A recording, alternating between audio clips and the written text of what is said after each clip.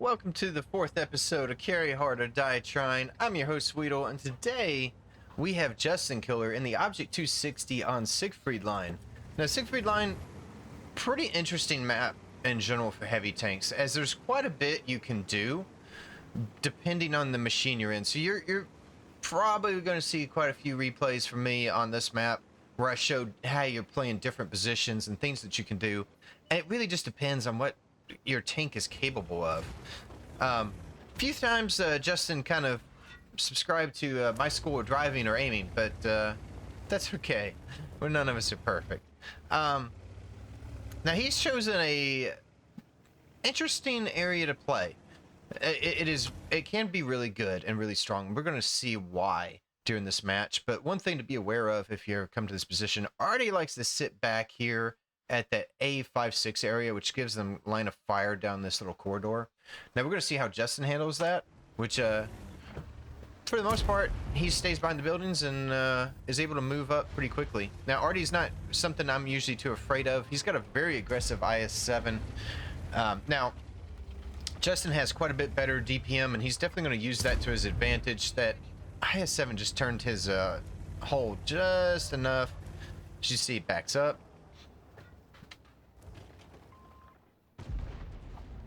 Alright, now what we're seeing right here is Justin kind of just zoom out, and he's just looking around. He's seeing where his team is. He's asking for a little bit of help to deal with this IS-7. If he can kind of create a crossfire right here, especially if that IS-7 gets right here at this location, he's got this IS-7 in a crossfire, and it's not going to be fun for him at all. So let's see how this works out. So, yep, see that IS-7, he's taking up that position right there. Now this IS-7 has to deal... The enemy IS-7 has to deal with tanks from two different angles, and it's not good for him at all. As you can see, he just can't effectively fight both these tanks, and the DPM of the Object 260 just easily trumps the IS-7. Just gonna put another one in right here. Seeing this 340 heat just do some work.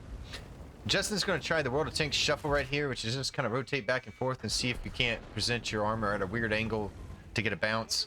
Basically all you can do in that situation.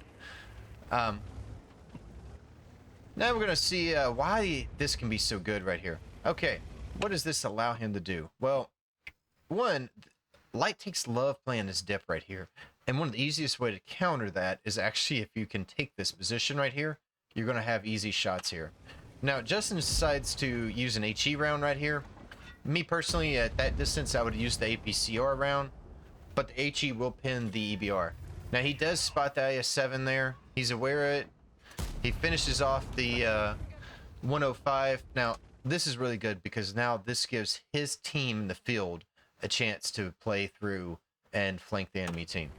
It can be really good. Unfortunately, he's only got two tanks out there, but if there were more, they would be able to do it easier.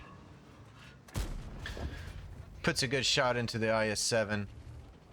He's up to 2,300 damage now. Still plenty of health on the enemy team. And we're going to see another good play here. Okay, so had he just drove straight through right here, that IS-7 would have been able to get a shot as he did it. Instead, what he did is he kind of turned down, went down the little road right here to give him a shot at this 430U without presenting himself as a target for that IS-7. Yep, just checking his angle. 430U is a little bit of a panic there. Now he's aware, so as long as they're kind of keeping this guy occupied, he has to be aware because that Centurion technically has a shot on him. So as long as he's getting pressed and his attention's over here, he can kind of stay here. But worst case scenario, he can do one or two things.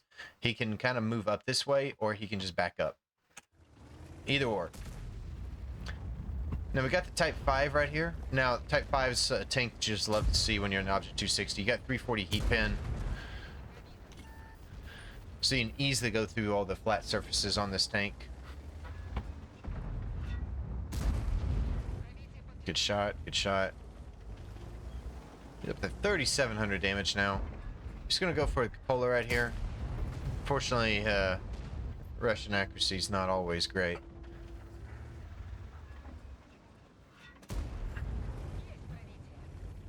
.428 roll, nice.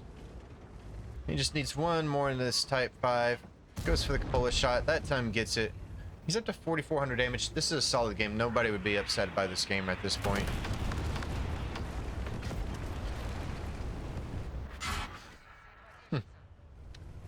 One thing you do have to worry, so there's a few things in this spot you need to worry about.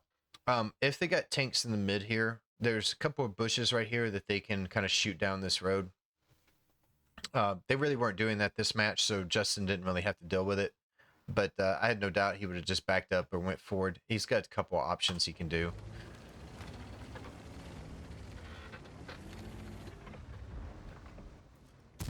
Mouse decides to make a play right here. Now,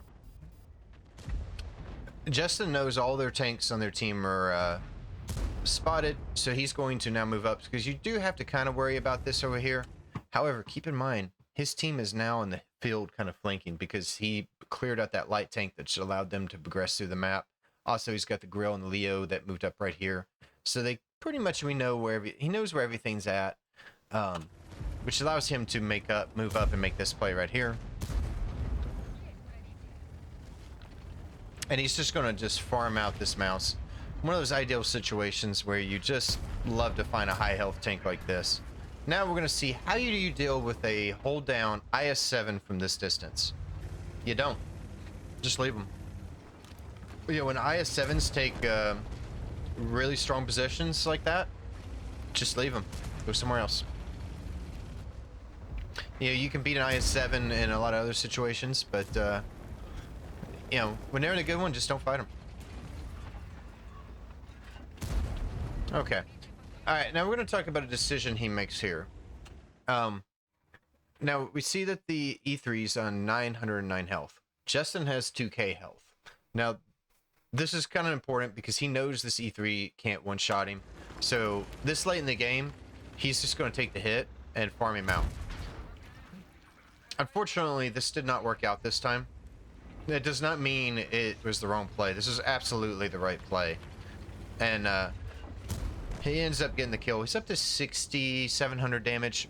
Really good game so far. He does have to play a little bit slower, but, you know, as soon as the 260 fires, he moves up, tracks him. Perfect. And it's all clean up from here. He heard the Yag shoot, puts a shot in. He's just going to drive right past it, right to the blocks the IS-7 from escaping. Unfortunately, he's going to have a tough time pinning the IS-7 with APCR from that angle, but yeah, solid game. 7,800 damage, 841 spotting, 4 kills. This is not a map that's necessarily known for extremely high damage games, but it's a corridor map. But you know, as far as playmaking abilities go, you know, clearing out the light tank here, progressing around, not messing around with the E3 when, I mean, not the E3, the IS-7 when he's in this hold down position, willing to take the hit from the E3. You know, these things kind of all together just kind of help you have good games. There's a lot of good things you can take from this. Don't be afraid to trade health. You know, pay attention to your angles. There's just so much he did right in this game. Good job, Justin. And guys, let me know how you think he did in the comments below. I thought this was a pretty good game. Good rotations, good awareness, picked the right fights. You know, nothing to kind of nitpick here. So that's it for this one, guys. Stay tuned for episode 5 coming up.